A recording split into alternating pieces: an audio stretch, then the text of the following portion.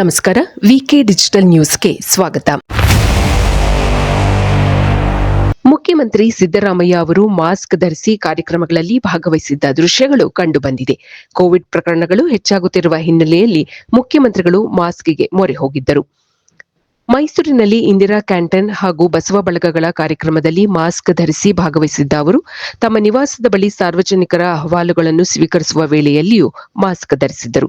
ಸಿದ್ದರಾಮಯ್ಯ ಅವರ ಪುತ್ರ ಡಾ ಯತೀಂದ್ರ ಅವರು ಕೂಡ ಮಾಸ್ಕ್ ಧರಿಸಿದ್ದರು. ಆರ್ಜೆಡಿ ಮುಖ್ಯಸ್ಥ ಲಾಲು ಪ್ರಸಾದ್ ಯಾದವ್ ಅವರು ತಮ್ಮ ಹಿರಿಯ ಪುತ್ರನನ್ನು ಪಕ್ಷದಿಂದ ಉಚ್ಚಾಟಿಸಿದ್ದಾರೆ. ತಮ್ಮ ಹಿರಿಯ ಮಗ ತೇಜ್ ಪ್ರತಾಪ್ ಯಾದವ್ ಅವರನ್ನು 6 ವರ್ಷಗಳ ಕಾಲ ಪಕ್ಷದಿಂದ ಉಚ್ಚಾಟನೆ ಮಾಡಿರುವುದಾಗಿ ಲಾಲು ಪ್ರಸಾದ್ ತಿಳಿಸಿದ್ದಾರೆ. ತೇಜ್ ಅವರ ಬೇಜವಾಬ್ದಾರಿ ವರ್ತನೆಯೇ ಈ ಉಚ್ಚಾಟನೆಗೆ ಕಾರಣ ಎಂದು ಅವರು ತಿಳಿಸಿದ್ದಾರೆ. ಜೊತೆಗೆ ಕೌಟುಂಬಿಕ ಕಲಹಗಳಿಂದಲೂ ಬೇಸರಗೊಂಡಿರುವ ಲಾಲು ಅವರು ತಮ್ಮ ಪುತ್ರನನ್ನು ತಮ್ಮ ಕುಟುಂಬದಿಂದಲೂ ಉಚ್ಚಾಟಿಸಿರುವುದಾಗಿ ತಿಳಿಸಿದ್ದಾರೆ. ತೇಜ್ ಅವರ ವರ್ತನೆ ನಮ್ಮ ಕುಟುಂಬದ ಘನತೆಯನ್ನು ಹಾಳು ಮಾಡುತ್ತಿದೆ ಎಂದು ಲಾಲು ಅವರು ಬೇಸರ ವ್ಯಕ್ತಪಡಿಸಿದ್ದಾರೆ. ಬಿಜೆಪಿಯ 18 ಶಾಸಕರ ಅಮಾನತು ರದ್ದುಗೊಂಡಿದೆ. ಬಜೆಟ್ ಅಧಿವೇಶನದ ಕೊನೆಯ ದಿನ ಅಂದರೆ ಮಾರ್ಚ್ 21ರಂದು ಕಲಾಪಗಳಿಗೆ ಅಡ್ಡಿಪಡಿಸಿದ ಕಾರಣಕ್ಕೆ ಬಿಜೆಪಿಯ 18 ಶಾಸಕರನ್ನು 6 ತಿಂಗಳು ಅಮಾನತು ಮಾಡಿ ವಿಧಾನಸಭಾಧ್ಯಕ್ಷ ಯುಟಿ ಖಾದರ್ ಅವರು ರೂಲಿಂಗ್ ನೀಡಿದ್ದರು. ಈ ರೂಲಿಂಗ್ ಅನ್ನು ನಿನ್ನೆ ಹಿಂಪಡೆಯಲಾಗಿದೆ. ಅಮಾನತು ವಾಪಸ್ಸಿಗೆ ಆಗ್ರಹಿಸಿ ಖಾದರ್ ಅವರಿಗೆ ವಿರೋಧ ಪಕ್ಷದ ನಾಯಕ ಆರ್ ಅಶೋಕ್ ಮತ್ತು ಅಮಾನತುಗೊಂಡಿದ್ದ ಬಿಜೆಪಿ ಶಾಸಕರು ಮನವಿ ಸಲ್ಲಿಸಿದರು. ಈ ಕುರಿತು ನಿನ್ನೆ ವಿಧಾನಸೌಧದಲ್ಲಿ ಚರ್ಚೆ ನಡೆಯಿತು. ಸಭೆಯಲ್ಲಿ ಮುಖ್ಯಮಂತ್ರಿ ಸಿದ್ದರಾಮಯ್ಯ, ಉಪಮುಖ್ಯಮಂತ್ರಿ ಡಿಕೆ ಶಿವಕುಮಾರ್, ಸಂಸದೀಯ ವ್ಯವಹಾರಗಳ ಸಚಿವ ಎಚ್ಕೆ ಪಾಟೀಲ್, ವಿಧಾನಸಭೆ ಉಪ ಸಭಾಧ್ಯಕ್ಷ ರುದ್ರಪ್ಪ ಲಮಾಣಿ ಹಾಗೂ ಆರ್ ಅಶೋಕ್ ಭಾಗವಹಿಸಿದ್ದರು. ಒಂದು ವಾರದಿಂದ ರಾಜ್ಯದಲ್ಲಿ ಕೋವಿಡ್ ಪ್ರಕರಣಗಳಲ್ಲಿ ಏರಿಕೆಯಾಗುತ್ತಿದ್ದು, ತೀವ್ರ ಉಸಿರಾಟದ ಸಮಸ್ಯೆ ಕಂಡುಬಂದಲ್ಲಿ ಕಡ್ಡಾಯವಾಗಿ ಕೋವಿಡ್ ಪರೀಕ್ಷೆ ಮಾಡಿಸಿಕೊಳ್ಳಲು ಸಾರ್ವಜನಿಕರಿಗೆ ಆರೋಗ್ಯ ಸಚಿವ ದಿನೇಶ್ ಗುಂಡೂರಾವ್ ತಿಳಿಸಿದ್ದಾರೆ.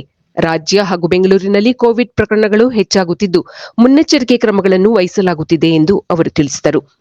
ಟ್ರಾವೆಲ್ ಹಿಸ್ಟರಿ ಇಲ್ಲದವರಲ್ಲೂ ಕೋವಿಡ್ ಕಾಣಿಸಿಕೊಂಡಿದ್ದು ಆತಂಕ ಮೂಡಿಸಿದೆ. ಕೋವಿಡ್ ಕಂಡುಬಂದವರನ್ನು ಐಸೋಲೇಷನ್ನಲ್ಲಿ ಇಡಲಾಗಿದೆ ಎಂದು ದಿನೇಶ್ ಗುಂಡೂರಾವ್ ತಿಳಿಸಿದರು. ವಿದ್ಯುತ್ ತಂತಿ ಸ್ಪರ್ಶಿಸಿ ವ್ಯಕ್ತಿಯೊಬ್ಬ ಹಾಗೂ ಆತನಿಗೆ ಸೇರಿದ 2 ಹಸುಗಳು ಮೃತಪಟ್ಟಿರುವ ಘಟನೆ ವರದಿಯಾಗಿದೆ. ನಂಜನಗೂಡು ತಾಲೂಕಿನ ಚಿಕ್ಕಯ್ಯನ ಛತ್ರದ ಏಚಗಳಿ ಗ್ರಾಮದಲ್ಲಿ ಈ ದಾರುಣ ಘಟನೆ ಸಂಭವಿಸಿದೆ. ಗ್ರಾಮದ 52 ವರ್ಷ ವಯಸ್ಸಿನ ಸಿದ್ದರಾಜು ಮೃತ ವ್ಯಕ್ತಿಯಾಗಿದ್ದಾರೆ. ಸಿದ್ದರಾಜು ಅವರು ತಮ್ಮ ಜಮೀನಿನಲ್ಲಿ ಹಸುಗಳನ್ನು ಮೇಯಿಸುತ್ತಿರುವಾಗ ತುಂಡಾಗಿ ಬಿದ್ದಿದ್ದ ವಿದ್ಯುತ್ ತಂತಿಯನ್ನು ಸ್ಪರ್ಶಿಸಿ ಹಸುಗಳೆರಡು ವಿದ್ಯುತ್ ಆಘಾತಕ್ಕೆ ಒಳಗಾಗಿದೆ. ಹಸುಗಳ ರಕ್ಷಣೆಗೆ ಧಾವಿಸಿದ ಸಿದ್ದರಾಜು ಅವರಿಗೂ ವಿದ್ಯುತ್ ಸ್ಪರ್ಶವಾಗಿ ಅವರು ಸ್ಥಳದಲ್ಲಿಯೇ ಸಾವನ್ನಪ್ಪಿದ್ದಾರೆ.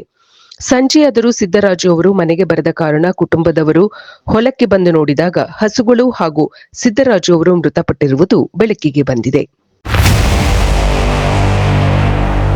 ಬೆಂಗಳೂರಿನ ಇಂದಿರಾನಗರದ ರಾಯರ ಮಠಕ್ಕೆ ಚಪ್ಪಲಿ ಎಸೆದಿರುವ ಘಟನೆ ವರದಿಯಾಗಿದೆ. ಭಾನುವಾರ ಮುಂಜಾನೆ 5:30 ಹೊತ್ತಿನಲ್ಲಿ ರಾಘವೇಂದ್ರ ಮಠದ ಬಳಿ ಬಂದ ಯುವತಿ ಅಲ್ಲೇ ಬಿದ್ದಿದ್ದ ಚಪ್ಪಲಿಯೊಂದನ್ನು ಕಿಟಕಿ ಮೂಲಕ ಮಠದ ಸಭಾಂಗಣಕ್ಕೆ ಎಸೆದಿದ್ದಾಳೆ. ಯುವತಿಯ ಈ ಕಿಡಿಗೇಡಿ ಕೃತ್ಯ ಸಿಸಿಟಿವಿಯಲ್ಲಿ ಸೆರೆಯಾಗಿದೆ. ಇಂದಿರಾನಗರದ ಮೆಟ್ರೋ ಸಮೀಪ ಇರುವ ರಾಯರ ಮಠದಲ್ಲಿ ಈ ಕೃತ್ಯ ನಡೆದಿದೆ.